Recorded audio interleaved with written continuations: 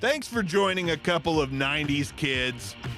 You're listening to Stuck in My Generation.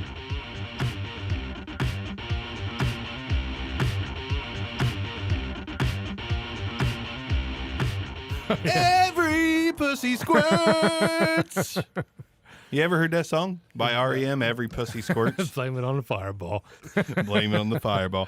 Every pussy squirts. Sorry for the vulgar opening, but we're back. It's been a minute. Has it been 2 weeks? We did this 2 weeks ago, didn't we? I think it's been 2 weeks. But we did do it, right? Yeah. Okay. I thought we did. I wanted to be sure, but we're back. So this is going to be a fun, relaxed episode because one of us has seen this band live in the past couple weeks. One of us hasn't. One of us is highly influenced by that. One of us is not. One of us is drinking a beer from 2 weeks ago. One of us is not. Hicks is drinking New Belgium Voodoo Ranger with a skeleton guy with what looks to be a Fargo hat. It looks like it's kind of like I see Elvis glasses and an aviator hat. Yeah, and he looks a little dry. I'm guessing his pussy does not squirt. He's a little bit dry. He's a little dry. Yeah. Needs a little bit of Astroglide for a good time for the Voodoo Ranger. Yeah. But anyways, we've already got a little fireball in us. We've already done a little cryptocurrency trading. Yeah. I suck at it, but I still do it, and it's fun. And we've been talking. You know what? We haven't talked. We haven't talked shit. We haven't talked music at all. We've talked cryptocurrency. I know. Dexter, pussy squirts, COVID. and Hershey squirts. Yeah, That's basically what our last couple weeks have been. I'm ready to talk some music. I'm okay with talking some music. I'm down. I'm down with some music. We were talking about, real quick, last time I'll mention it, cryptocurrency. You talked about one of the ones on there is a very popular one. It's Internet Computer. And I just want to say the abbreviation for that stock is ICP. That's a sign. That's a sign. That means get in and hatch it away, motherfucker. Yeah. Anyways, if you're with us, join us on the chat. A couple people watching. Hopefully one of them's Wardy. We feel like he's kind of left us here. There he is. Wardy says, hey, glad to have you all back. Good. There's old Wardy. Wardy's pussy squirts. I'll tell you that right now. Wardy has a squirty pussy. Anyways, thanks for joining us. Let's talk about what we've done the last 2 weeks. That's kind of lame and kind of goofy, but I feel like we don't get to talk to you guys much because we didn't do a TRL in the last episode. That's right.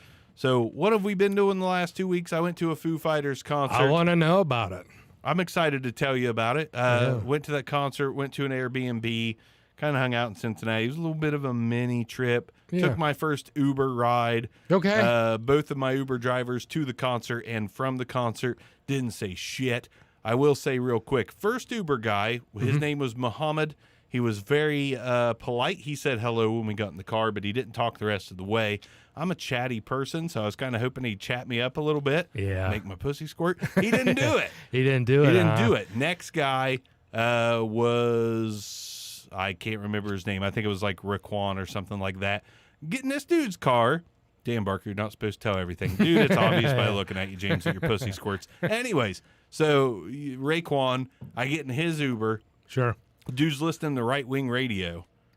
Okay. And takes us into, like, back alleys and shit. And I'm like, does this guy know that we're liberal? Because this motherfucker's going to kill us. I thought he was going to kill us. He was listening to, like, Trump shit. And it just freaked me out. Did it? Okay. And it was a weird. I had two very strange Uber rides, but then I came to the conclusion afterwards because I had a few drinks that the safest Uber rule. You've taken an Uber, I bet, right? Oh yeah. Okay. Yeah. The safest Uber rule, I assume, is just not to talk. I imagine if you talk, you're at risk of upsetting someone because of the world we live in today, or offending someone, or being a chatty Cathy when people just want to ride. And I thought, you know what? Maybe both of those guys were silent because that's the rule of the Uber road, is to just be silent and get people from point A to B. I like to talk myself. Yeah. Or at least a little. Like, how you doing? I don't expect you to be like, where you motherfuckers from? Oh, Pussy Squirt, Ohio. I don't expect any of that. But, he basically greeted us, and the one guy just nodded that was listening to Trump radio. But I expect a little more. I'm a little more of an extrovert when I'm out in public. It's only when I'm home that I'm an introvert and I'm like, get off my lawn. Yeah. But when I'm out, I want to be sociable. Yeah. What's your Uber experiences? I've dealt with a mixture of drivers. Man, I get more that are talkative than really don't say anything. Maybe it's just Cincinnati then. And it might be an Ohio thing. Because you probably get most of yours in like the Florida and out west kind of things, or the friendliest Uber drivers I've ever had, New York City. That Uber driver, it turned into a guided tour, just telling us about the history. That's what I want. And it was very engaged. I asked a lot of questions. That's what I want. Uber driver San Francisco turned into a city tour, very engaged.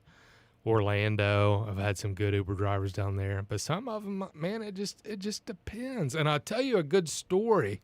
I felt like such an asshole. Your Uber driver was the Dalai Lama. He was. He's Fred Durst. Oh, okay. Yeah. You like my dad look tonight? Yeah. You want to break some shit? Yeah. Oh, shit. No, this Uber, we were in Orlando. Uber driver pulled up in a Suburban, and a lot of times with our experiences, the Uber driver doesn't get out and open the doors. Right. All of a sudden, this guy appears, opens the door, and crawls into the Suburban, and I pat him on the shoulder, and I said, "This is ours." And he didn't speak English very well. Right. And he looked at me, then he looked back in to the vehicle and was moving some stuff around, and I said, "This is ours." Motherfucker. Did you have a motherfucker in there? No, I didn't. Give me a bite of your kahuna burger, motherfucker. There were kids around, so I left that out. Well, he was the driver. He was actually moving the seats around so we could get in. I wouldn't have expected that. And I said, man, I apologized 20 times. I said, dude, I am so sorry. Wow. I thought you were trying to steal my Uber, and you are the Uber driver. So I've had a mixture. Yeah, and we've had good experiences overall. See, that's the thing. If somebody would have gave us that treatment, I would have been blown away, because I don't expect that by any means. But for someone to like open the Uber for us and shit, I'd be blown away. I'd be 5 stars, basically orgasming through the comments about that person. Yeah, I'll tell you what, we had good shit. We had one Uber driver down in Florida. He was from Poland. He was Polish. Oh, my God, he had some good stories. He said the first thing he did when he got to the United States, went straight to fucking Costco and bought the biggest motherfucking bag of M&Ms that he could find. I said, Regular M&Ms or peanut M&Ms? Dude, I didn't even ask. Should have asked him. That's important. Man, I got mad respect for you, dude. That's welcome to the United States, pal. That's right. As long as he didn't buy Carmore or Brownie, he was good. Those two suck. No shit. Peanut, chocolate. I've heard hazelnut's good, but... Yeah, I squirting don't know pussy. that. That's a good M&M flavor. A real good M&M flavor. Oh shit. Yeah. And then we had a guy not too long ago that was from Long Island, and he, I was very engaged. What was it like growing up in Long Island? And he fished for oysters and would take people out, and there was like he turned his little boat into some type of business going to and from different, I don't know if it's called a bay or what it is. That's smart. I don't know. Yeah. And just a super, super nice dude. So it's usually within the first 2 or 3 minutes, you can tell if a dude's going to talk or not, or a lady. And I feel like that's part of the experience, like to meet someone. If they don't talk, you don't meet them. Yeah. Like I won't remember Muhammad a year from now because he didn't say shit. I won't remember Raekwon a year from now because he was listening to Trump shit. I won't remember him. Yeah. But if they'd have been like, good, so tell me, does your pussy squirt? I would have remembered him. I'd have remembered him, Or if they would have just said, like, who's your favorite football team? I would have remembered him. Or if he would have opened the door for me, like, I'll always remember you, dude. Yeah. I remember polite people. Oh, yeah, I do like, too. Well, that story, even though that's what stuck. It's way off the guardrails. You talked about running into the Dalai Lama and that he was nice. Oh, You'll yeah. remember that forever. Oh, yeah. If he would have said shit, you'd remember it, but you wouldn't tell the story very much. Oh, yeah, yeah. Niceness sticks. Yeah, yeah. Kindness stands out. Yeah. But the Foo Fighters concert was a good time. Tell me about that. Me and Hicks are both in our 40s.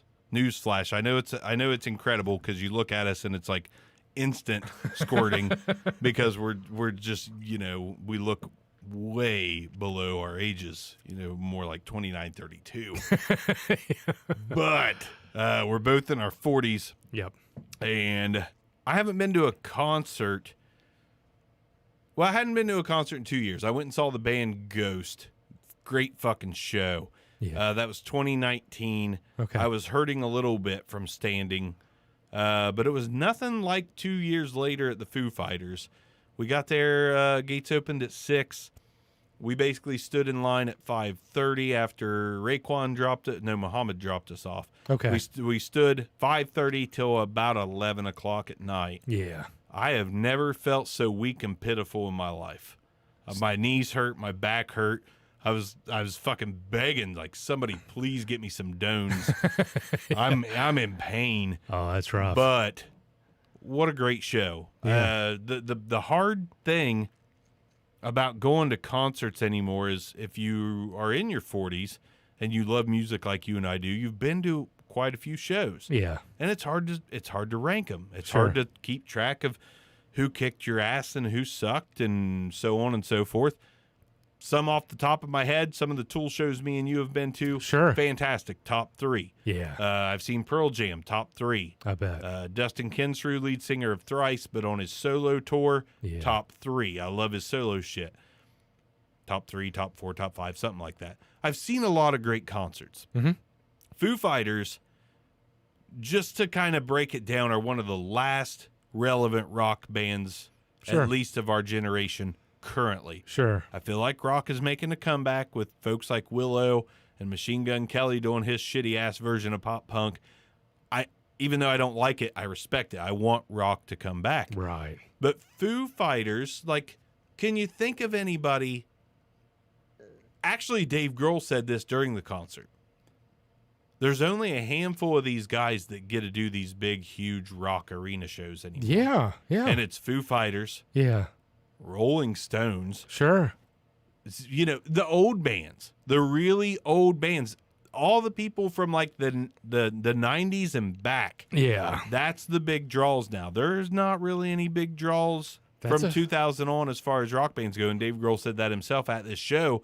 We're very lucky to still be selling out arenas and selling out huge venues because there's not a lot of rock bands doing it. It's basically true. like after 1999, and I think he said this, you split a playing field up 2 ways, and on one side of it is all the rock musicians who get to keep going and doing what they love Yeah. and doing well at it at Sure. live tours. Sure. And on the other side, you got the new generation. Yeah. So Foo Fighters are one of the last rock bands that, I mean, who's the biggest rock band in the world today in your mind? Oh God. Jeez. And I don't mean to you, Right, but who is to- the biggest rock band that's still out there, still making music, still putting out albums? Honestly, it is the Foo Fighters. I don't know who else as far as ticket sales. There's not. Shows. That's the sad thing. There's not. I mean, there isn't. Like Foo Fighters sell out everything still. They're still selling out everything. Yeah. And the reason they're doing that is because Nirvana's gone, Alice in Chains is gone. Sure. Pearl Jam's not really doing that much, and Pearl Jam fell off the fucking cliff, to be Yeah, honest, after yeah. so many albums. And, there's just not any newer rock bands that have built such a big base. Foo Fighters are one of the only rock bands that started out in the 90s, but they started after all those grunge bands, Right. basically. Yeah. They carried over into the 2000s in a big way. And there's really no huge rock band Right. that has done, there's just not. I mean, Right. huge rock band 2000 on that's still going strong. There's not. Yeah, I can't think of anybody. I can't. I mean, think you of got, rap and R&B and stuff just took over in such a big way that this is a big draw. So I felt like this was a bucket list concert for me. Sure. Yeah. Dave Grohl's in his 50s. I don't know. He may be, those guys may be the Rolling Stones. I know you love Pat Smear. Pat Smear's in his 60s. No shit. I think he's 60 or 61. Yeah, I'd like to meet that dude. So Was would was I. he smiling the whole time? Whole fucking time. 2.5 Yeah. hours of smiling. It does sound so. I was sore as fuck back to ankles. His face was probably sore from Yeah. smiling the whole time. Yeah. So, it was a bucket list thing. Mhm. It was awesome. It was one of the best shows I've ever seen. What about covers? Easily. Did they do any covers? They did the Bee Gees shit that they released an album called the DGs. The DGs. And they did like 4 or 5, maybe even 6 Bee Gees songs. And then they threw some live tracks off their latest album. That was fun as hell. Yeah. Everybody this was a small venue. It was 8,800 people, but they were all dancing. Whole place was dancing, having a good fucking time. Yeah. Dave Grohl puts on a hell of a show, talks to the crowd. He came out and stayed silent for like the first 2 or 3 minutes. He's like, I apologize that nothing's happening yet, but I got to soak this in. Because the first show they had done in a year and a half was Madison Square Garden a few months ago. Okay. And then after Madison Square Garden, a month and a half passed, and they opened up this new Icon Music Center music festival stage in Cincinnati. Okay. So this was officially kind of like the second show of their tour. No shit. The first one was a month and a half before that at Madison Square Garden. So you could see the genuine happiness on his face soaking in the crowd wanting a show. Yeah. Those motherfuckers played for 2 hours, and they said, normally this is the time where we would walk off. You guys would say encore. We'd come out and play 2 more. He's like, fuck that shit. We've got till 11. They told us we can't play any longer than 11. Let's go till 11. Yeah. Like, really. it was just, he gave, and I knew this because Conan O'Brien was talking about the Foo Fighters. He had Dave Grohl on his show. Yeah. And he was talking about how the Foo Fighters came on to Conan to play a song at the end of the show. Like, you know, you always got the musical guest. Foo Fighters stayed for 2 hours after that show and put on a whole concert for that small Conan audience. No shit. Isn't that something? Yeah. So I got goosebumps talking about it. The show was fantastic. The reason we're talking about this band Radkey tonight is they were the opener. And me and my wife went to this concert. My wife is the biggest Foo Fighters fan on the planet. Yeah. I'm pretty close to her because I really do love them. But she literally looked at me and said, opening acts always suck. And I was like, yeah, I've gotten lucky a few times. Yeah. I don't know if you were with me or not at this one, but me and you have been to 2 or 3 Tool shows. Yeah. Tomahawk opened up for one of those. Man, I want to say yes. There was one of the shows. It was like an Egyptian name. Oh, they were horrible. ISIS? Yeah. That sucked. That's not even Egyptian. That I don't even know where I got that from. Yeah, their name was ISIS. It was mostly instrumental, very few lyrics, and it just was not good. Most opening acts suck. You just want it to be over with. Yes. Yeah. It's like, come on, Tool, get out here. Yeah. I wonder what our streak is in mentioning Tool in the podcast. But anyways, so, you know, we come to this agreement that, yes, opening acts just typically suck. I mean, they just do. Tomahawk opening up for Tool, I fell in love with Mike Patton and everything he did after that. So there's instances where they don't suck. But we see that it's Radkey. We've never even fucking heard of them. Okay. Never heard of this band. We're like, man, we just want to watch the Foo Fighters. I hope they don't play long. Yeah. And you can tell the Foo Fighters set is covered up. Like, they've got it all covered up in, like, black tarps and shit, and you can see that. And you got just a couple instruments and a small drum set sitting in front of that stuff and the Radkey logo on it. And I'm like, their logo's cool. Yeah, that's what I thought, too. And I'm like, you know, the Foo Fighters probably won't bring on a shitty opener. Right. Like, it's got to be decent. Maybe we should just, maybe this will work out. Yeah. Out walks, I'm only saying this for the future of this episode. I'm saying this because of a few songs and just the tone of the episode and just my excitement for what kind of folks are trying to bring back rock. 3 kids from Missouri walk out on stage. Okay. Not just kids. 3 black kids from Missouri. Yeah. Walk out on that stage, and they're the band Radkey. One of them has glasses on like Jimi Hendrix.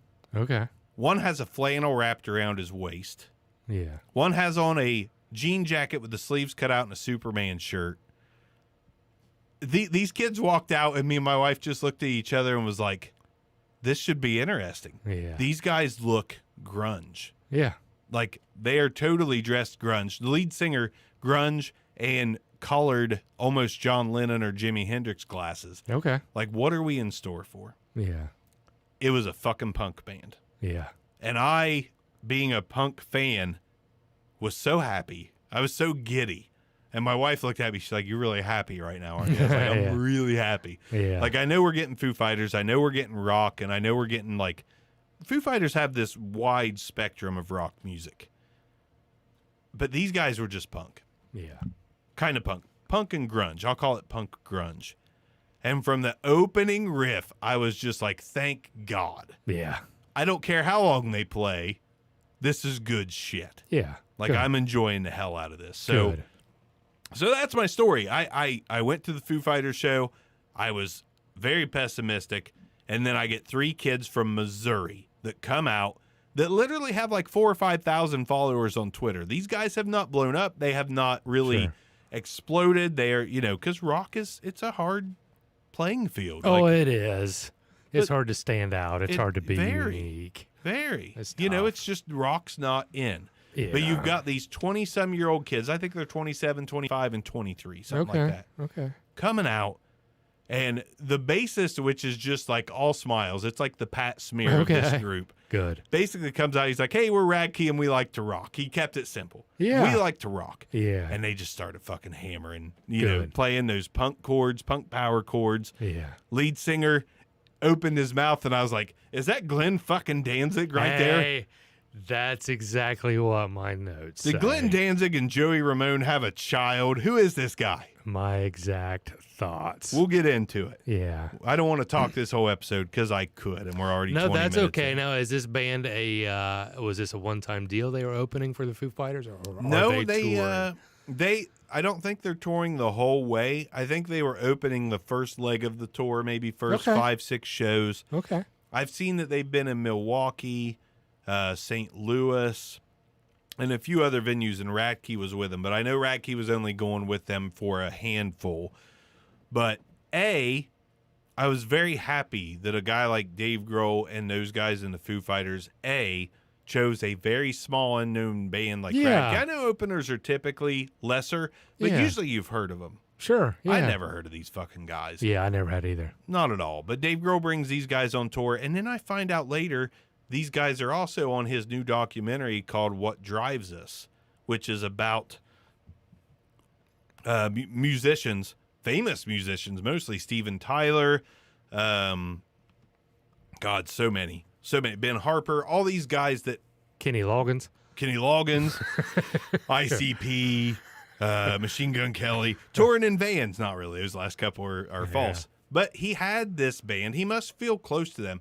He had this band on this documentary, and it just excited the fuck out of me. And this band, these 3 kids, the way they got into music and the reason they started playing this kind of music is because of their dad, who's he's probably 45, 50. Mm-hmm. He had all those Nirvana and Stone Temple Pilots and all those records. And them growing up, they listened to their dad's jams. Yeah. And that's what they chose as what they wanted to play. So the story just kind of resonated with me. Like, I've never seen a mention of the mom. I hope the mom is healthy and good to go. I don't know. But these kids tour in a van, a white Caravan to be exact. Oh, no shit. With their dad. Their dad's their manager. Wow. They're just 3 young 20-some-year-old kids that have been going since one of them was 17. Wow. Or earlier. And it's just a good story. Like, the fact that kids that young are choosing rock. Sure. And again, we talked about this last episode. The grunge thing is kind of coming back into effect. It's kind of coming full circle. Like, there's a lot of people dressing that way again, teenagers primarily. Oh, no shit. Yeah. And there's a lot of recording artists that are going kind of pop punkish. I wish they'd go a little heavier than pop punk, but they're going pop punkish. But Radkey, first things first, like, their influences are on display. Yeah, I think so too. As soon as they started playing the show, this really nice woman at the Foo Fighters show, which I will also mention, most people at this show were between probably 38 and 60. Okay. So I felt right at home with the middle-aged crowd. Yeah. So this 50-year-old woman walks up, and she's talking about this is her 3rd time seeing the Foo Fighters. Okay. Radkey comes on, and she's like, what's this sound like to you? And she looks at me. I was like, Misfits and Ramones. Yeah. And she's like, exactly. Yeah. You know, and she's, you know, it just knocked me on my ass. Not because they were original, because they weren't. You know, there's a flavor there. Yeah. And I don't mean that bad, Radkey, if you listen. You're on your way to originality. They started out just, you know, with their influences on their sleeve.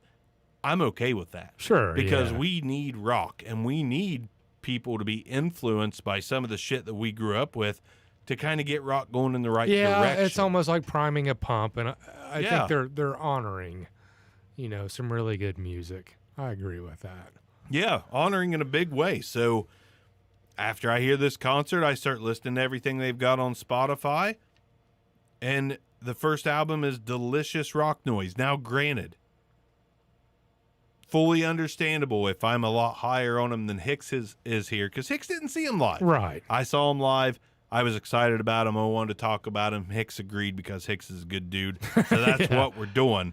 But first album, Dark Black Makeup, first track off the first album, Delicious Rock Noise. And it's instant. It's instant from the get-go. The Misfits meet the Ramones on this track. Oh yeah. And I was okay with it. Yeah, I heard automatically. I'm so glad you said it. You know, the Glenn Danzig. I heard that.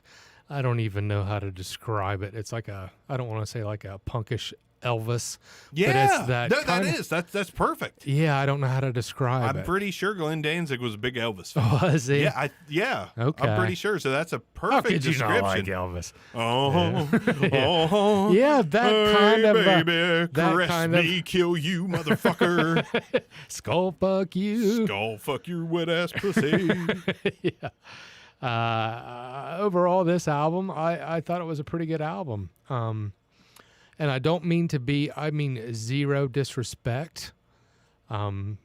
This sound really didn't grab a hold of me. No, because it is a copy. And I don't mean any disrespect. I No, don't not wanna, at all. The new me doesn't want to say anything bad. I don't Right. want to say anything bad. But you can. That's the thing. That's the honesty of this show. But I understand, because going through this first album, I'm going to throw out there right now, there's really not much originality on it at all. Yeah. It's an influence. It's like a tribute album to what they listened to growing up. Yeah, I think so too. Being that young, I can understand it. Sure. You know, 5 years ago, they were very early 20s. Yeah.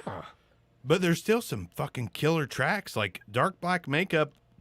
I enjoyed it. Yeah. Romance Dawn is one of the best punk grunge songs I've heard in a long time. And even though it's not completely original, it's not original at all. I'm smirking because you went analog with your notes. I'm not used to I that. did go analog with my notes. Fuck I'm sorry. Microsoft Word. I got this shit right here. You see that?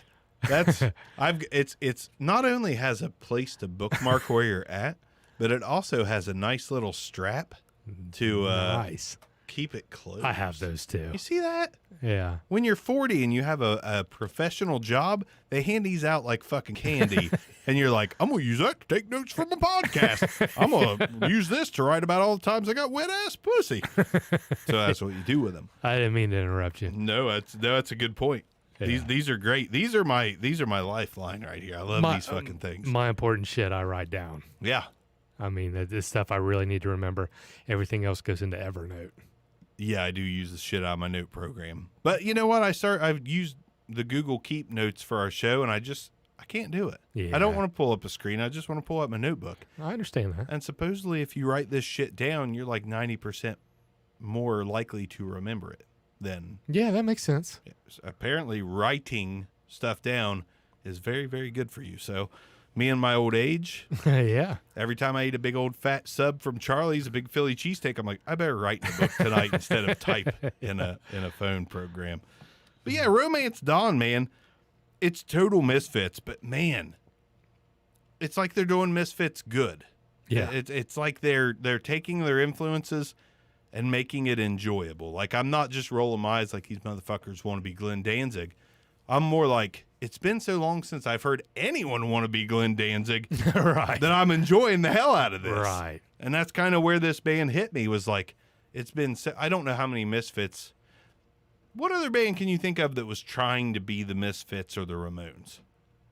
There was influences, but Yeah. they took it into the 90s with all kinds of other punk bands from the late 80s and early 90s and did a mix mash. These guys are just like, fuck the mix mash. I want to be Glenn Danzig.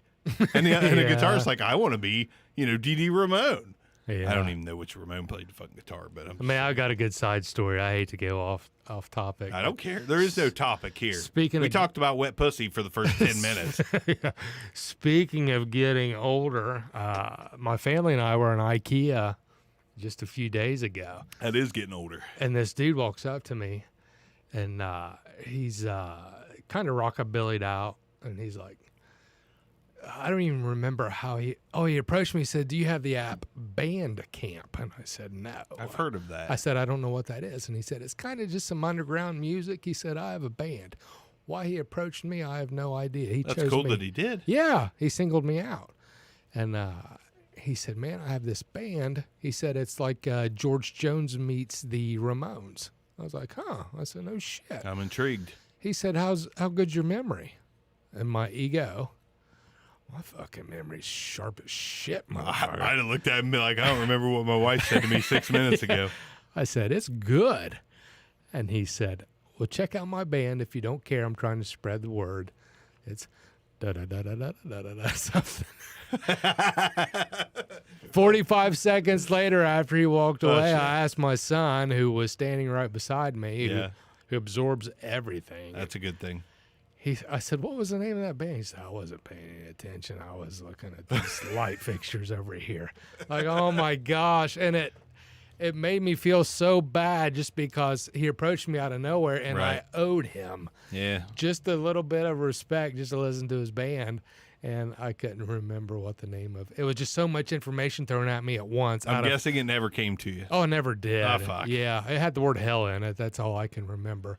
But I tried to look for it a little bit, and I saw him after, like 5 minutes later down the line, and I thought, man, You should have asked I him. should have asked, but I thought, nah, I'm not. You should have. That would have ask him. that would have just shown interest in a If I could- admittance of hey, Yeah. I wasn't paying enough attention, but I'm curious enough to ask again. Yeah, I wasn't in that. I had to switch over to. I wasn't. It was just so much information at once, and I've never been approached like that. I wish people would approach me more. Hey, I'm in Yeah. this band. Why he chose me? And my kid said, "Why did he tell you?" And I said, "I don't know, but I'm glad he did. But I Yeah. feel disrespectful now that I didn't." But anyways, I don't. Maybe know you look like somebody that was into rock music. I don't It's just- know. That happens. Yeah. Have you been to Vegas? Yes. Okay. Honeymoon. People in Vegas. Oh, okay. That's a long ass time ago. What, Yeah, that's a long you've time. been married, what, 17 years, 18 years? It's 2001. 20 years. 20 years, yeah. Fucking shit. Yeah. People in Vegas walk up and they'll check a CD out, or they'll slap headphones on you, like, listen to this, motherfucker. Yeah. And yeah, I enjoy that. I dealt a lot of that. There were a lot of people doing that in Los Angeles. Yeah. And I was with a coworker the first time I went to Los Angeles. He was, people were trying to throw CDs at him, and he's like, okay. Then they were like, okay, the CD's in your possession now. You owe me $19. Oh, yeah, that shit sucks. Yeah, get no. Yeah, you can have it I said, back. man, you can't do that. $19. Just don't look at him. Don't make eye. And I hate to be stereotypical, but listen to my shit. It's $19. 1996 FYE prices, right I don't there. care if you're in a fucking Spider-Man costume. I'm not paying you $19 for your Spider-Man rap fucking album.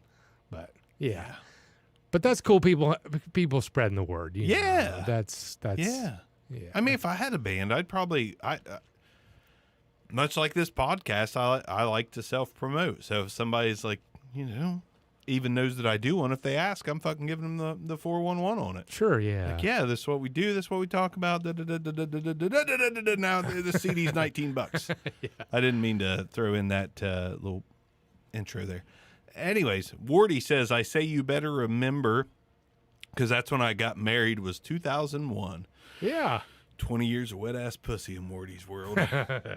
Fipsy says, Hicks has been listening to Tool way too much, I'm guessing from the haircut. It does look a little Maynardish. Does it look a little bit Maynardish? A little Maynardish. He has Yeah. been jamming to Tool, because every time we have a day or two of, we finish this group, he sends me a screenshot of Tool, and he's like, I'm back in. I feel so good. I love it. Oh, I love it. Phipps, man, I hate that we didn't see you while you were here. I know you come down somewhat often, so hopefully we'll see you again. But And I'm sorry about all the car trouble you've been having, buddy. no shit. Flat tire after flat tire after, Locks breaking up, doing 129 Yeah. miles per hour down I-75. Shit. Terrible, man. Terrible. Yeah. Two thoughts. One, I'm into Marvel movies, and I watched the Sure. Loki series, which was fucking phenomenal. Yeah. And I read something about Ghost Rider coming into the Marvel Cinematic No Universe. shit. Yes. Maybe Norman Reedus, No shit. which would be phenomenal in my opinion. I fucking met Norman Reedus. I bet he's a great dude. He was He's fucking. from Kentucky. He was nice as shit. I guarantee it. Although it was, he was cool as shit to my son. Yeah. I bet he Just was. Gave him a fist bump. He's a fucking Kentucky dude. He's a normal ass dude. Yeah. But he's begging to play Ghost Rider. Man, But I thought Phipps would make a fucking hell of a Ghost he'd Rider. make a good Ghost Rider. Fucking hell of a Ghost Rider. Oh, I'd watch that. Yeah. I'd watch that too. As long as it's not Nicolas Cage It's like again. Shaggy, mixed with Ghost Rider. Like, I'm gonna kill your ass, Scoobs. But yeah, Phipps would make a good Ghost Rider.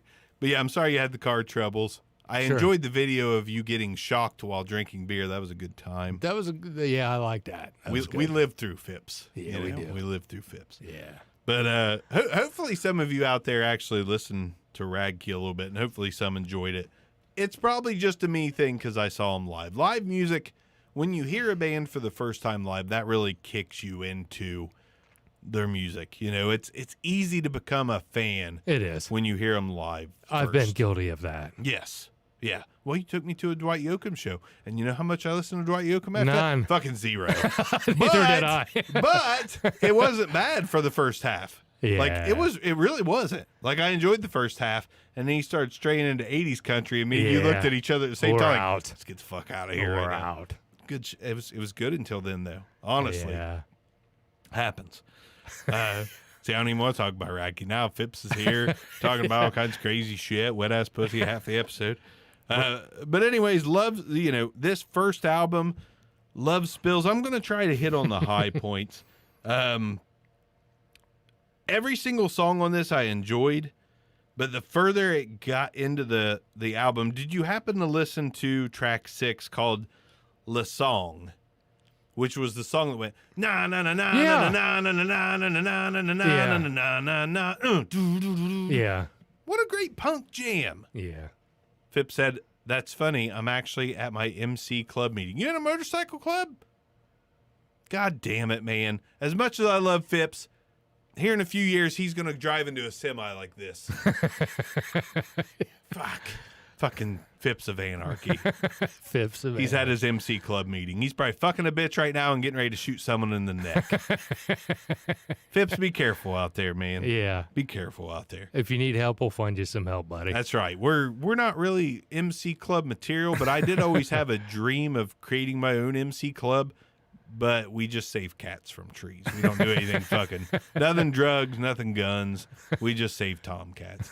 Don't forget the Coke. I assume you mean Coca-Cola because it's a family show, motherfucker. Or not. Man, anyways, yeah, La Song, the whole na na na na na na. That shit, I don't care if you're copying someone or not. Right. If you play a fast punk groove and you do like an oi oi oi or a na na na na Yeah. or a do do do do Oi, oi. oi oi oi, Yeah. I get into it. No effects. Oi oi oi. Yeah. I get into that shit. I don't need my music to always be intricate tool type shit. Sometimes I just want to cut loose and have a good time.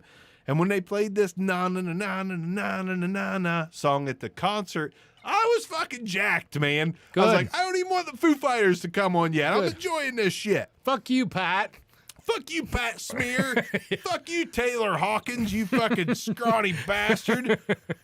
He's really good at singing, and I didn't know that. He did a version of Queen. Someone to Love by Queen. A big Queen Fucking fan. killed it. Fucking Yeah. killed it. Yeah. That band is so goddamn talented. Yeah, they are. So goddamn talented. And Dave Grohl even admits he can't read music. He doesn't read music. Really? He just fucking gets his guitar. He's like, that's a good fucking riff. Dun-dun-dun. You know, Yeah. It's just, I respect that. Oh, I do too. I respect it. And I respect punk music. I respect a band that gets out with their guitar, their bass, and their drums, and they just want to fucking rock. Like that bassist came out and said, "We're Radkey and we like to rock. Yeah. Let's fucking rock." Yeah. Boom. You know, Yeah. I enjoyed the fuck out of that. Good. That's what got me. I felt a genuine human connection to these human kids that were just trying to fucking get somewhere with their music, and I loved it. Yeah. Hunger Pain was the song after the song. It was a little slower. Again, I'm going to hit on the high points. Feed My Brain was a song that I fucking loved. This is where you get a mix of Misfits and Ramones, but also the Offspring. There was Offspring sounds in these guys' repertoire. Man, speaking of the Offspring, I just know the hits. And they just fired their drummer because he wouldn't get the vaccine. Turns out it was for medical reasons, but No shit. the world we live in today. Fucking Dexter and Noodles. Dexter and Noodle said, "Get the fuck out of here, you unvaccinated swine." What about Which is my new term for unvaccinated people. A buddy of mine was beside me. He drank my drink. Me and a guy I work with went and got a meal the other day. Yeah. And he's like, "Is that your drink right there?" I was like, "Yeah." He's like, "I think I just sipped on it." I was like, "You unvaccinated fucking swine." He's fucking Trumpster, you know. Yeah. Like, you unvaccinated swine. Yeah. I think that needs to be a hashtag, unvaccinated swine. What about the goofy ass? I have a confession to make. I'm going off subject again. I have to confess, I watched Limp Bizkit's recent Lollapalooza performance. As did I. Not because I loved their music, because I was curious. I was fucking curious. Curiosity. I wanted to know, and I'm a West Borland fan. I was kind of surprised, but what about Fred Durst promoting vaccinations? His attitude kind of surprised me. It's not what I was expecting. Fred Durst has had douchey moments, but let's be real. I've had douchey moments. Oh, I have too. I'm a feminist liberal bastard that has had douchey moments. I mean, we've all had douchey moments, no matter who you are or what you've done or what side of the aisle you're on. It doesn't matter. We've all had douchey moments. Fred Durst has had douchey moments, but you know what? It is, honestly, I think it's more cool to hate on Limp Bizkit than to actually just admit that Limp Bizkit is fun. There's nothing groundbreaking there. Right. The lyrics are fucking garbage. They're fucking garbage. If the lyrics were better, maybe the band would be better. But I've probably said this on this show before already. But I went to a summer sanitarium tour. It was Metallica. Ooh. It was Deftones. Nice. Mudvayne, Linkin Park, and Limp Bizkit. If there was another band, I don't fucking remember them, which means they sucked. Yeah. Metallica, of course, was awesome. I had a migraine by the time they came on, but it was still awesome. Yeah. I was most excited about Metallica, Deftones, and Mudvayne. Mudvayne, I don't know why, just because I thought it'd be heavy. Yeah. Deftones, because I genuinely like the Deftones. The Deftones sucked balls. Did they really? Fucking terrible. They had sound issues. It was all muddy, and it just didn't sound good. It was just bad. Yeah. Mudvayne sucked balls, too. Okay. Then you had Linkin Park and Limp Bizkit, which I was looking at my buddy and saying, I can't believe I have to sit through these two fucking bands. Right. Linkin Park was good. Yeah. They surprised me. Okay. The best show of the fucking night at a Metallica concert was Limp Bizkit. No shit. I was blown the fuck away.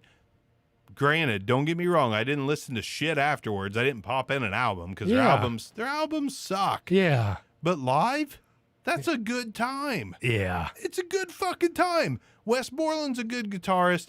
Fred Durst is a good showman. Yeah. It's honestly a good time. That's what I thought from watching the Lollapalooza. That crowd seemed to enjoy him. They were fucking in it. I don't even think they knew who they were. When Fred Durst says, raise your hand if you've never seen us before, the whole goddamn crowd went like this. Oh, yeah. They don't know who the fuck Limp Bizkit is. Right. But Limp Bizkit, who's coming out with a new album soon, they might be part of the return of rock because 2021, I'm sorry, I'm going to say it, everyone's fucking dumber than they used to be. So Limp Bizkit's probably going to be a big fucking draw if that album's popular. All of a sudden, people are going to be like, Post Malone and Limp Bizkit, bitches. Yeah. It could happen. Yeah. But it was good. I haven't watched all of it yet, but I watched half of it. Yeah. And Bird Mannering, do you know Bird? No of him. He's local musician, very nice guy, Uh-huh. good musician, good music. He said he watched it twice. I watched it more than once. All right, there we go. I watched Got some it more admitting than now. once. Yeah, I did. You know, it's a good time. It's fun. You know, what's wrong with having fun? Yeah. It's not like we have to come on this show and be like, Limp Bizkit blew my fucking mind, bro. Did you? No, it's a good time. Did you see the part? And we're really going off subject, but that's all right. That's what this is about. The I don't know if he was. I don't want to call him an interpreter, but he's almost like doing sign language. Did you get to that part? Yeah. No, I didn't. But I heard that they had one there, and that alone is a little extra respect for Fred Durst because that's just the right thing to do. And Fred Durst said he gave props to this guy who was just doing all kinds of scratching the records, playing guitar, scratching. I don't know how he was keeping it up actually. And Fred Durst went down beside him and was mimicking him, not making fun of him, but just interacting with him. Having a good time, like air guitar. Gave him a high five afterwards. Let's hear it for this motherfucker right here. You know, just interacting with the crowd. And it's just promoting really good stuff. And at one point, he's like, I love my mom. Fred Durst is fucking 50, man. Dave Grohl talks about his mom every concert. Yeah, I'm like, how cool is that shit? You know, it's just good. Yeah. But he had a lot of good points, and it really surprised me. I was just I thought, man, I wish I was there. Let's be real. Fred Durst is more famous than any of us. Oh, yeah. Give him some props. Yeah. I'd go to a Limp Bizkit show as long as it was $35 or under. And fucking T-shirts at the end of shit that they gave away free. Yeah. Just throwing shit out. Wes Borland threw one of his guitars out. Did he? Threw it out in the audience. Take his Damn. fucking, yeah. I mean, you know, the guys are just having a good time. There's something to be That's all said they for were doing. people that just want to put on a show. I've seen ICP. I'll admit it right now. Had a good time. Did you? Okay. Yes. Yeah. Had a great time. Yeah. Like some of the bands that I was looking the least forward to, I had the most fun. And in some of the bands that I was looking forward to, I was disappointed because I didn't have very much fun. Yeah. It happens. You know, live music is a whole different animal. It's a different animal. And back to Radkey, I'll be totally honest. I went through the albums. I have much respect for them. I don't want to say anything bad about this band because I feel like they're trying. It just wasn't for me. That's understandable. And again, I saw them live. It lit the spark. But I switched over. Speaking of live, I saw some live performances. I think you even sent me a link to a live performance. I thought, these dudes are fucking killing it. Yeah. Their live performances. The energy of that show Yeah. drew me into the albums. And that's kind of the way it's supposed to be. That's kind of what you do when you go to a live show. I'm not a huge fan of the band Ghost. Yeah. I like them. Yeah. They've got a weird sound on their studio albums. The singer and the heaviness of the music, it's a weird bag. It's a weird mix. But live, top 5. Top 5 shows I've ever seen. I've been to a fucking 100 concerts. Yeah. Top 5. It was a fucking magical show. You've got like 17 top 5s. I have a lot. I'm just fucking with you. I have a lot. But I will tell you, I saw Sugar Ray once. That's bottom 5. I remember you talking about that a long time ago. Garbage. Didn't you run into him and he was a dick, or was that Jared Leto, or however I say his name? Didn't you? I knew I shouldn't have said that. this doesn't carry much weight. Phip says, I've seen Limp Bizkit 3 times. All were a good time. Exactly. That's what it's about. fucking fun. That's what it's about. But no, a buddy of mine was dating a girl in a small punk band, and they opened for 30 Seconds to Mars. Jared Leto's apparently very creepy, tried to fuck his girl in the bathroom. Okay. You know, kind of forcefully, kind of a situation. But, Yeah. so I'm not a big Jared Leto person, but Yeah. that's it's third-hand knowledge. I don't know. Maybe Sure. it could be wrong, but Worst Joker of all time. yeah, worst Joker of all time easily. Yeah, Yeah. that's bad. That's real bad. That's bad. It's hard to beat Jack Nicholson and Heath Ledger. Oh, Which one, Ledger or Nicholson? Ledger. Ledger. I agree. Oh, Nicholson was brilliant as a classic Joker, but Ledger was just fucking haunting. Oh my God, did you watch the Joker movie? I haven't. I've got it. Oh I my own it. God, own dude. it. It's in my movies anywhere, but I've not seen It's it. going to fuck you up emotionally. I've heard. That's Yeah. why I haven't watched it yet, because I'm in an emotionally low place right now. Oh, then don't watch it. Watch it when you're up high. Cryptocurrency's got me fucking... Watch when you're peaking cryptocurrency, and then watch that Joker movie because it's going to fuck you up mentally. I mean, it's going to impact you. I don't need any more mental stress. Yeah, my son and I went to go see it. My wife won't watch it. She said, I'm not watching that shit after you guys said. But Did it fuck with Ethan? Because he's pretty fucking crazy strong. So yeah, no, it just kind of left you. We left the theater very heavy, anchoring feeling. Just a lot of weight. Yeah. Just, oh my gosh. That happens, man. Sometimes I can only watch. I will watch it, Phipps, but sometimes heavy shit just weighs on me because I've total admittance. I have soft fucking heart. Like I get shit hurts me. Yeah. There's shows that make me cry. My wife's been watching all these Canadian versions, not Canadian versions, but Canadian home makeover shows. And fuck was that? Canadian. That's the fucking Joker. It's a Joker. My wife's been watching all these Canadian television programming and where Canadians are honestly sorry. They're so much fucking nicer than we are. Yeah. It touches me because they're just so much more together and accepting of each other. Fucking touches my heart a little bit. Yeah. So I am sensitive in that aspect. Like my wife watches true crime and this and that. And I'm like, I can't watch this because I'm just going to get upset, So I have a hard time with that shit. I've heard the Joker is pretty intense. My son, Javid, told me it was a little wild and there's just moments that just fucking hit you in the chest. And I'm like, yeah. I don't know. I watched a lot of sitcoms because I'm so sensitive. So there was a movie that impacted us in the same way. We all watched it, my wife and my son and I. I think it was called Mother. Oh my God, what's that girl's name?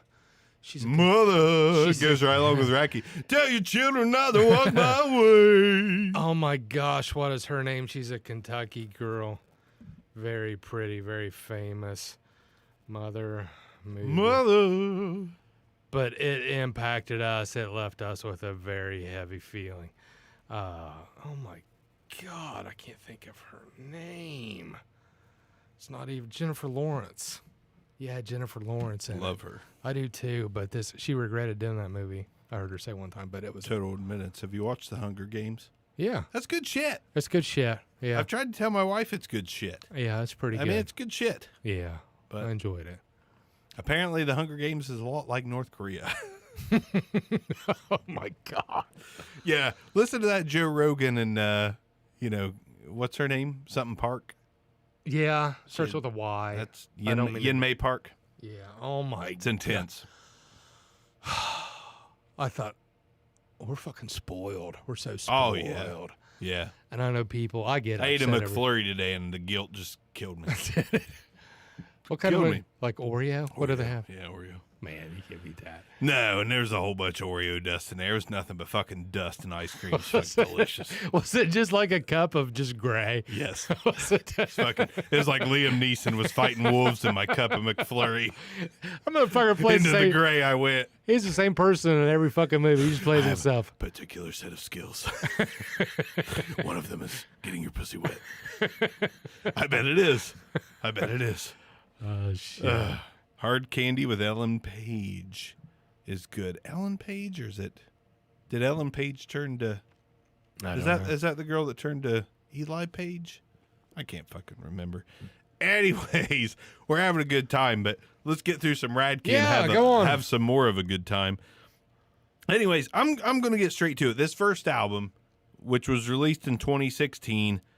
It was basically like a new Misfits and Ramones album. There wasn't a lot of originality. Yeah. I don't care. I love the Misfits. I love the Ramones. I do too. And I love that 3 kids from Missouri love them enough to make an album that sounds similar to both of them with a little mix of Offspring and Nirvana. Yeah. Totally appreciated this. It's called Delicious Rock Noise. I hope you listened before the episode, but if you did not, go check it out.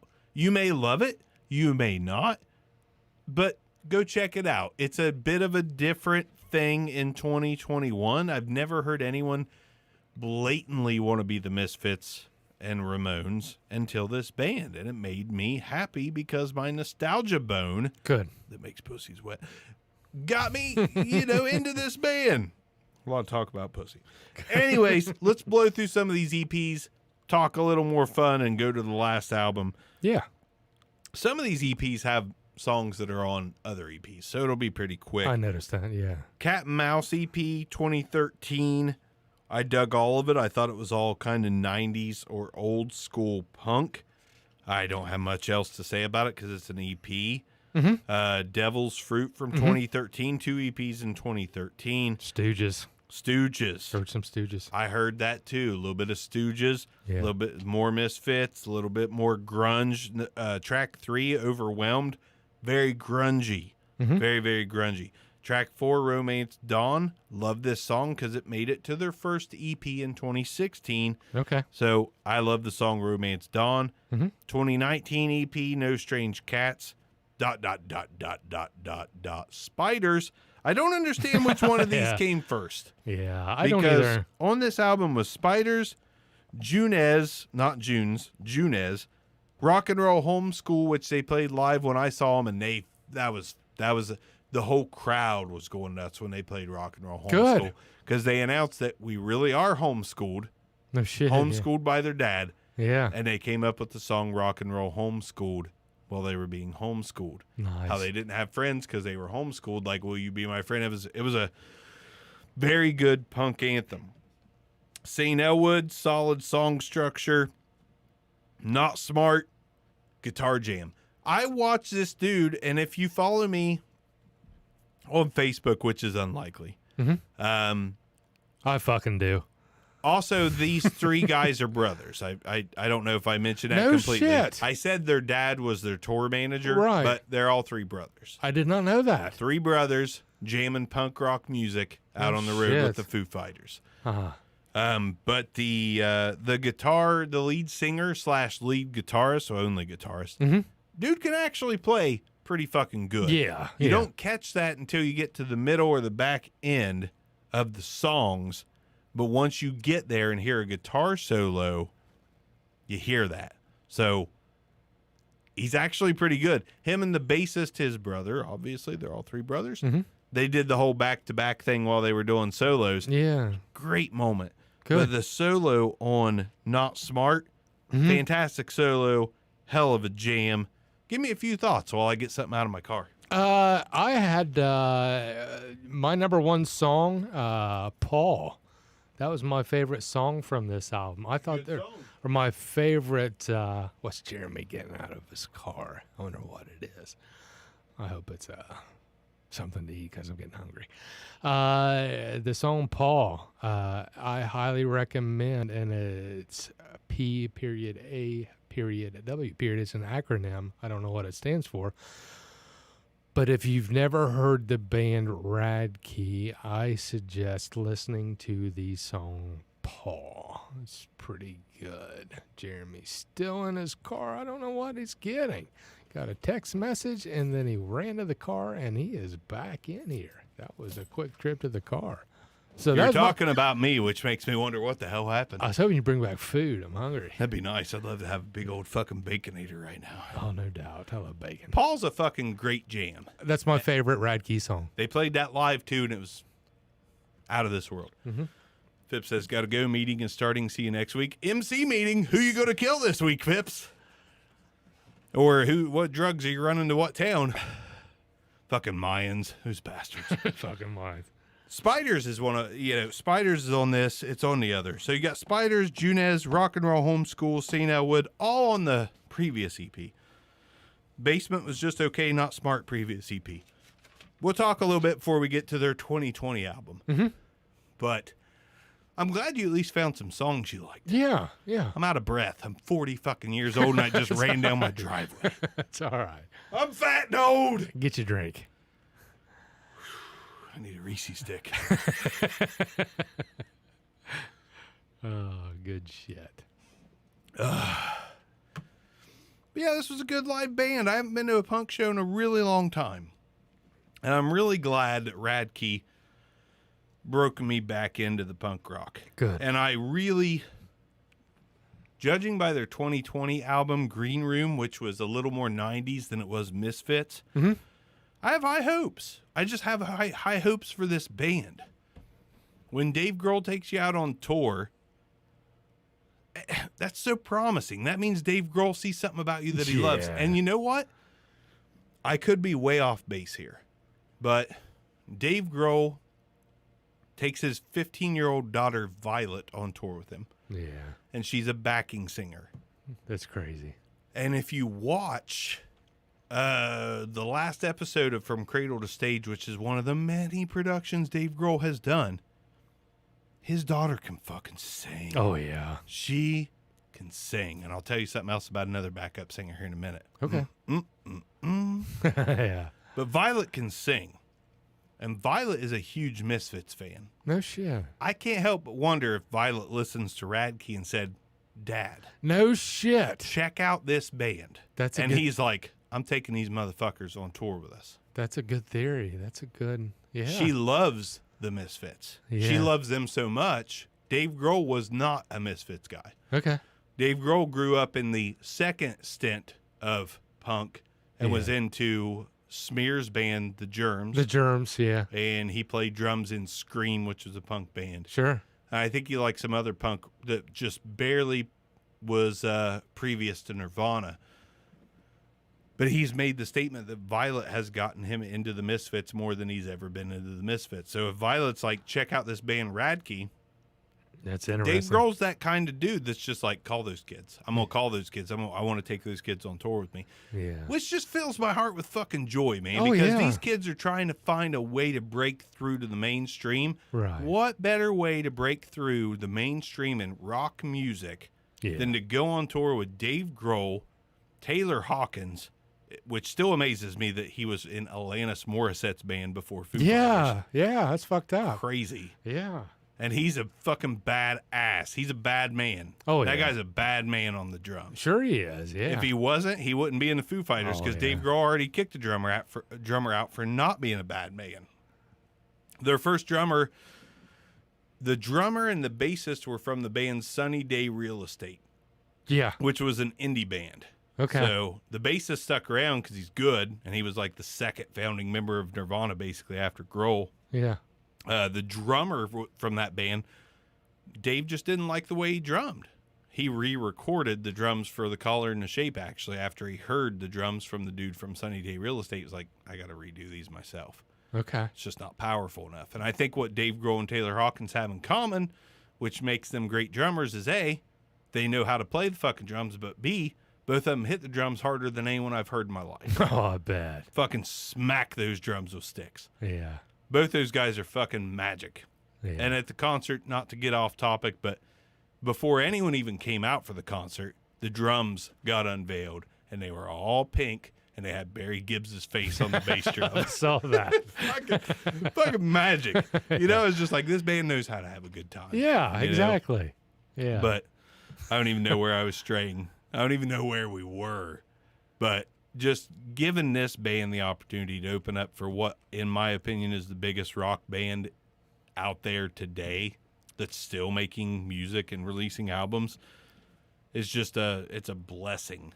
You know, not to mention that I think Radkey has massive potential to be part of rock's revival. But what a blessing. You know, what to have Dave Grohl, who they've said is one of their heroes, nice. be like, we'll go on tour with the Foo Fighters. Like, that's what it's all about. You know, helping people, reaching out, helping people achieve their dreams. That's a big fucking thing. Oh, no shit. It's just like the way comedians, the last 5 years, the way comedians have been promoting one another. Yeah. Same thing, you know, just like Dave Grohl, just like you said, you know, just promoting one another. Right. It's great. Like, what's your success worth if you're not using it to help someone else? Yeah, yeah. And that's just it's a big thing. Yeah. But I listen to these guys, and I start jamming their albums, and I get to the album The Green Room. I'm going to admit, I like the early stuff better. The fucking Misfits ripoff really hit me, but I like this Green Room album too. This is where I feel like they moved past their pop punk influences and they went more grunge. There's a lot more 90s sound on this album, which, again, I appreciate because my favorite music is from the 90s. I just watched Alice in Chains Unplugged 2 nights ago. Oh, my God. How good is that? Amazing. Lane Staley is probably one of the most underrated frontmen of all time, and I don't say that for any other reason than have you ever heard anyone that sounds as haunting as that motherfucker, and Jerry Cantrell for that matter. Oh, no shit. They're haunting. It's like the Beatles from the underworld is what Alice in Chains sounds like, because it's so haunting. I've never heard voices like that. It's like it's the pinnacle of sadness is what Alice in Chains is to me. It's unreal. I went down a YouTube rabbit hole, came across a Alice in Chains sound check performance. I need to see that. Fuck. It gives me chills just thinking about it. Oh my god. Good band. Just minimal effort. Oh, Lane Staley, he was on heroin. He barely even fucking spoke, and it just came out magical. Oh my god, 1 in a billion. Yeah. Just unreal. Yeah. It's just, who have you heard that sounds like Alice in Chains? Nobody. No one. Yeah, That's what it's about. Can you be so original that there's no one that either sounds like you, or if they try, they can't hold a candle to you? It was the perfect storm. Yeah. Yeah. Just like Pearl Jam's 10, and they went and fucked it up with all the other albums. But, just perfect storm of, like, I've never heard anyone like this before. I'd never heard anybody like Eddie Vedder. No, I hadn't either. God, who was it that was bashing Eddie Vedder? Yingwei. Yingwei. Yeah, Yingwei Malmsteen. Fuck you, Yingwei. Yeah, he's got a point, though. He's got a point. That first album was great, and it just went to shit pretty soon after. I still like all their music. Nothing will ever get close to the album 10. Yeah. Just like, Alice in Chains, there's, nothing's going to get close to that from a haunting grunge standpoint to me. Unreal. Magical shit. My favorite songs off the album Green Room was Real Deal. It's very wavy. I love that. And I can't read my own fucking writing. Track 10 on Green Room. Mm-hmm. Stalls? I'll have to look it up. Balls? Excuse Wieners? me? Wet pussies? I might have it right here, pal. Pow. What number? What track? Track 10. Track 10 was Stains. Yeah. Stains and Real Deal. And I have track 6. I got a note on the song Judy. 90s as hell. Remind me of a band I used to listen to called Finch. Never heard of them. Good shit, actually. Is it? Okay. Yeah. Underground, 90s punkish. The song Suffer off this album, very Offspringy. I've got that note on a few other tracks. Mm-hmm. But very 90s, very grungy / punky. And I felt growth on this album. And I can't lie, I love the copied sound. Mm-hmm. I love that they are, putting their influences on their sleeve. One, that takes balls because you're risking people saying, like, oh, they just sound like the Misfits. What's so bad about that? Yeah. What does mumble rap sound like? I don't fucking know, but it sucks. It's pretty bad. So maybe this band is going to grow into something with Dave Grohl's help, with, their dad's help, taking them in a fucking Dodge Caravan across the country. Right. I just respect it, Sure, I do too. Any band that starts out going in a van, working their asses off to get heard. How can you say anything bad about that? You if can't. somebody's trying. And how long has it been since we've heard a relevant rock or punk band? Yeah. There's a band called Highly Suspect that I was very high on. Okay. That came out about 5 years ago. Mm-hmm. Their first 2 albums were fucking stellar. The third one, they fucked it up. Yeah. It's like they got influenced by today's music and they just fucked it up. It's terrible. It's actually unlistenable to me. But this band, Highly Suspect, first 2 albums, I was like, shit, man. Rock has got something on their hands. And then they're like, oh, fuck it, we're going to throw it away. I'm sorry, I'm not trying to be a dick, but the lead singer's all fucked up on drugs. So, of course they fucked it up. But anytime a rock band catches my attention, mm-hmm. catching my attention now is bigger than catching my attention then. Mm-hmm. It's a bigger deal than Nirvana, Pearl Jam, because rock's been dead for a while. Yeah, yeah, Limp Bizkit fucking performing at Lollapalooza caught my attention. yeah. How No sad shit. is that? Yeah, no shit. I was And embarrassed that's to not a say it. detriment. I was embarrassed to say I watched it twice. Yeah, that's not a detriment to them. They had a good time. Maybe we're starving so badly for rock music. I think that's that what it is. Limp Bizkit is giving us I think that's what it is. what we need. Yeah, I think so too. It's nuts. Yeah. That's nuts. And I hate to go. I'm going to backstep a few steps just because I don't have anything to say about Radkey, this band. You mentioned NoFX earlier. Yeah. Motherfucking 6 Years on Dope is the perfect fucking punk song for me. Yes. That is the greatest. Gives me fucking chills thinking about it. It's good shit. It's fucking perfect. It's I love good it. shit, man. I just had to get that It's having out. a good time I just had to and get that letting out. loose. Oh my God. It's a great song, and they've got a bunch more great songs. Like there's just like right now, and don't get me wrong, I like Post Malone. Yeah. I really yeah. do. I Yeah. really do. That dude is talented as Sure. fuck. Sure. His music, I even like it. My wife loves his music, Yeah. and she don't like anything new. Yeah. Like there is some artists out there that are worth listening to. There's no doubt about it. But when you hear some of the shit that we grew up with, like NoFX and Yeah. Alice in Chains and the Misfits, and there's just a raw nerve, like a fucking rebel nerve that's built into that shit.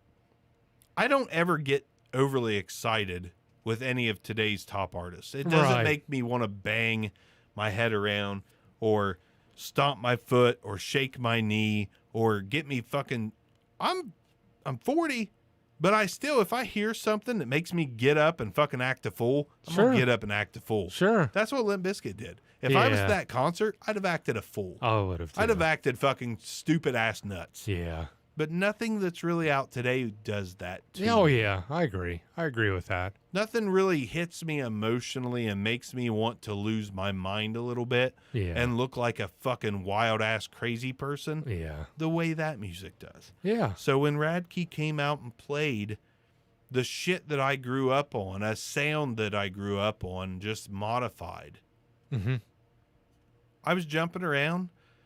You know, my legs were moving, my arms were moving. I was pumping my fists. I was having a great fucking time. Yeah. Good. And really, right now, like, what do we want out of music? I want to have a good time again. Sure. Sure. Yeah. That's why the Ghost concert was so good. Yeah. They put on a show. They fucking had guitar battles on the stage between their two guitarists. It was a good time. It wasn't music playing from a fucking DJ and a sampler with one guy Yeah. out on a microphone. Yeah. It was a band feeding off of each other and having a Sure. great time, which made me have a great time. That's what Radkey did for me. Good. The bassist was about as characteristic and lively and fucking fluid as it gets. Good. The singer and lead guitar player has real talent. Mm-hmm. And the drummer, I've never seen anything like the drummer. He held his sticks at half mast. Really? He held his sticks in the middle, and it looked like he was going slow as shit, but he wasn't. And Wow. it just caught me off guard. Huh. It was really something very interesting. It was like you felt like you were watching a new drummer that was technically an amateur, Right. Right. but what you heard was more technical than a new drummer. It just kind of got me. That's kind of neat. Good observation. Yeah. Yeah, check out some of my wife's videos she posted. Like he's holding his sticks at the halfway point, I was a and whole. he's just kind of. It looks like he's just playing in a high school band, Yeah. but he's killing it. And Yeah. it's just that shit gets me energized. I'm ready for energy, and these guys brought me some energy, so I'm very thankful for that. And I'm hoping that music from here on out can be more energetic and Sure. less. Sure. Less, what's the word I'm looking for, Hicks? Less generic, less samey, less uninspired. I don't want to hear a yeah. backing track with just a singer. You know what I mean? I don't want to you hear know- a backing track with a vocalist. you I know want to what? hear a band. What scares me is pertaining to the future of music. I'm afraid it's just going to be singles. I think It is. full-length album is going to disappear. It seems that makes sense. Yeah. Because a guy like Joyner Lucas released every single off his latest album before the album dropped, which was very smart. Sure. Very smart. Yeah. Because, this is a world of people that don't listen to albums. Why have an album? I mean, you and I understand why there's an album. I think because artists want to still be true artists like their heroes. And, nobody wants... But at the same time, a lot of these new musicians, they do just release singles. Yeah. And then they throw an album out, compromise of some of those singles and some new shit. But, I like albums. Oh, I like it too. I don't want to to hear singles. I don't want to listen to the same song 40 times. I don't want it to go away. I don't either. I'm afraid that it is. I'm afraid actors are going to go away too. Well, that's why we're doing Radkey. Because I feel like if more folks like Radkey start getting popular and release those albums, maybe the tide can turn. Sure. Maybe this was an aberration in music, because seriously, Willow Smith, I don't fucking like her music. I tried to listen to her new pop punk album. I didn't dig it. Okay. But I respect the fuck out of it. Okay. Because she's the daughter of Will Smith. Yeah. She could come out and do more versions or more reiterations of I whip my hair back and forth, I whip my hair back and forth. Yeah. And she'd make money and she'd be famous and she'd be popular. Yeah. But she said, fuck that.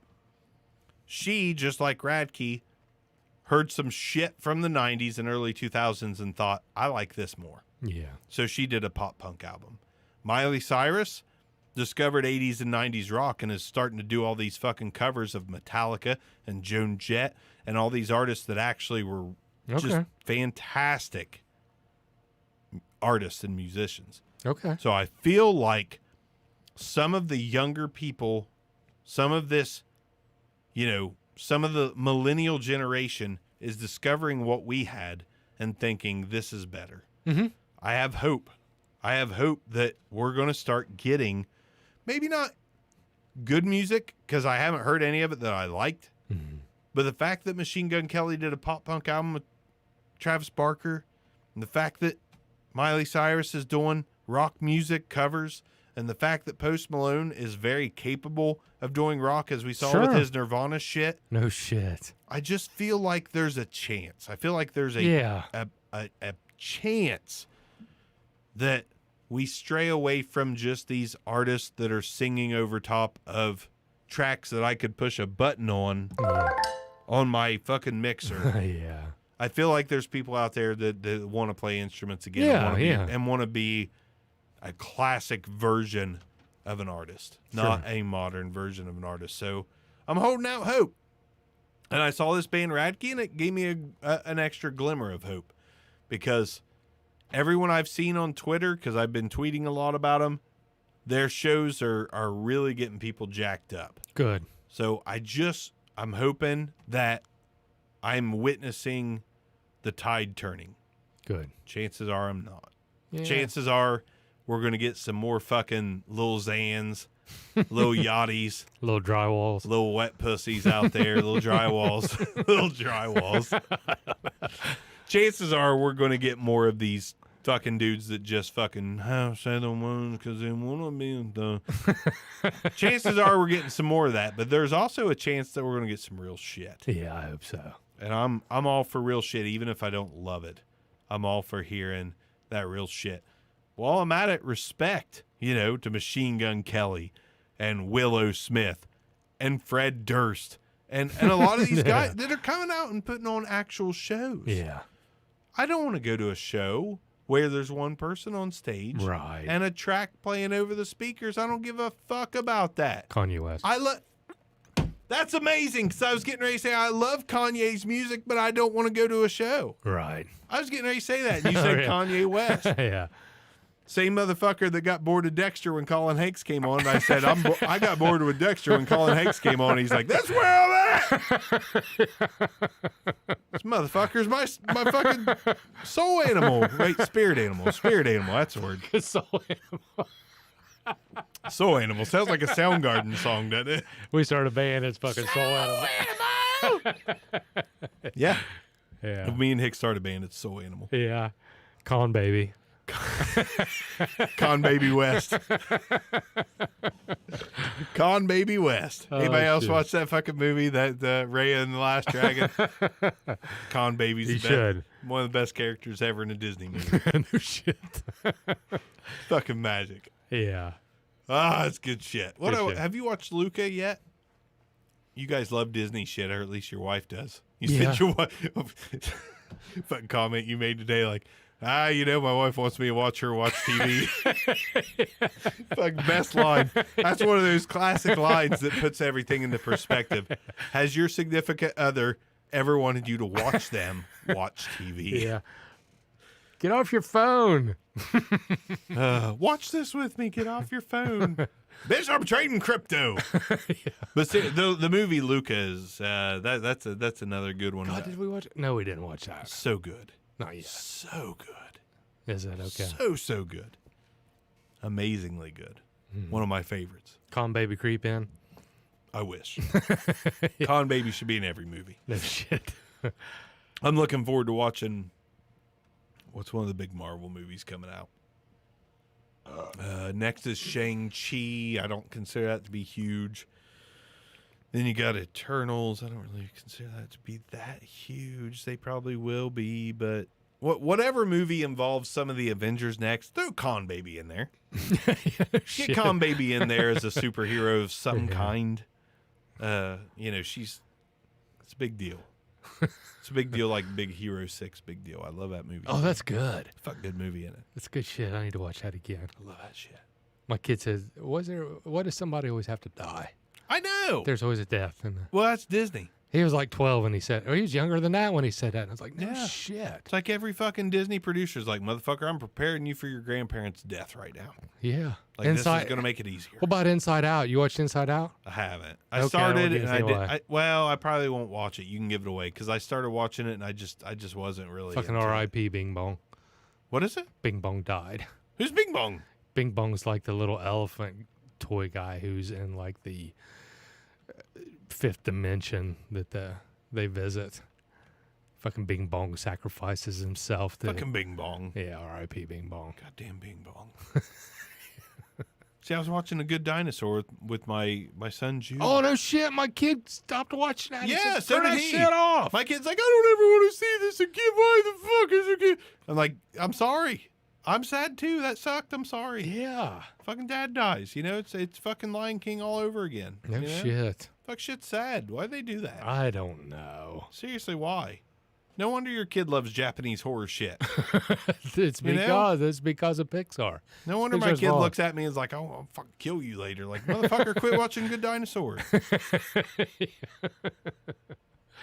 Oh shit. Disney, man, they give you so much good entertainment, but at the same time, they're like, fucking watch this death scene, bitch. Yeah. Faces of Death, Disney. Faces. You remember that shit? Oh, yeah. Oh my god. My kid was like, "You ever seen Faces Dead?" I'm like, "Yeah." I have, yeah. Me and my buddy Chris used to rent them every fucking weekend. Oh, we went through rented all of them. too. Oh my god. Yep. I don't know why you would watch that when Wet Ass Pussy's available, but you do. We watch UFC and Faces of Death all the time. Fucking Faces of Death. Oh And then my god. then we'd go rent a fucking Seven Dust live in concert fucking Seven thing. Dust. Seven Dust. You remember those guys? Yeah, I remember those guys. They kind of suck. Yeah, they did. It wasn't any good. I take Radkey Yeah. over Seven Dust. Yeah, right. We're Seven They're Dust not even all the day same long. category. I don't know why I said that. I don't even remember what Seven Dust sounds like, to be honest, but it was butt rock. Yeah, it's It was pretty definitely bad. butt rock. Yeah. Well, there you have it, folks. We talked about Radkey, Wet Ass Pussy, Disney movies. You don't know what you're getting on this show, That's right. but you're going to get a grab bag of it. It's like that big bag of mini candy bars without the mini whatchamacallits. Motherfuckers. But you're getting something. You're going to get some kind of surprise in every bag of Stuck in My Generation. That being said, my bladder's full because I'm Aw. 40. I got pissed. I got to piss. I want to play a little more crypto and talk to Hicks about more stuff than just Radkey. But if you need to, if you grew up on some punk and grunge shit like we did, this is why I wanted to do this episode. I enjoyed Radkey, and you might too. Or at least you will discover them if they start making music that you would enjoy in the future. So if you like, if you're okay with bands that wear their influences on their sleeve, go check them out. I personally am a huge fan. I've listened to them a lot since that concert a week and a half ago. There you go. Radkey. Next week we'll be bringing you what? We don't. I'm sure we don't know, but what have we been discussing? We've discussed ZZ Top. Yeah. The album that LaGrange is on is fucking good. That whole album's good. That makes me happy that you enjoy that. That's a good album. I listened to it today. I listened to Yeah. it for like 3 hours today. I had it on repeat for 3 hours. Because people say, oh, Trading fucking crypto. ZZ Top, and I'm not talking about the 1980s bullshit. I'm talking about the early shit. It's pretty damn good. There's some It is. grooves.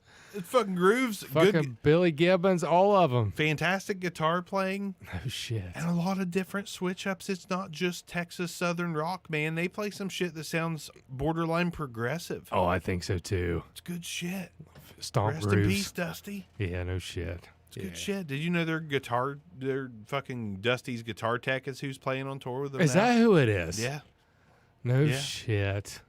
I guess the Dusty Hill told him, the show must go on. No matter what happens to me, the show must go on. So Billy Gibbons just running with it. He said the show must go on. Let's keep playing. No shit. I mean, come on.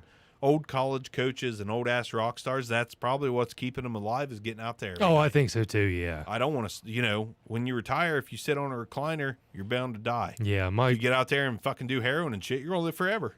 my cubicle's keeping me alive. Fuck that. Fuck that shit. We'll see you guys next time on Stuck in My Generation. See ya, I got to piss. Me too. Thank you for listening to Stuck in My Generation. Again, if you want to suggest bands for us to listen to, send it over to stuckinmygeneration@gmail.com.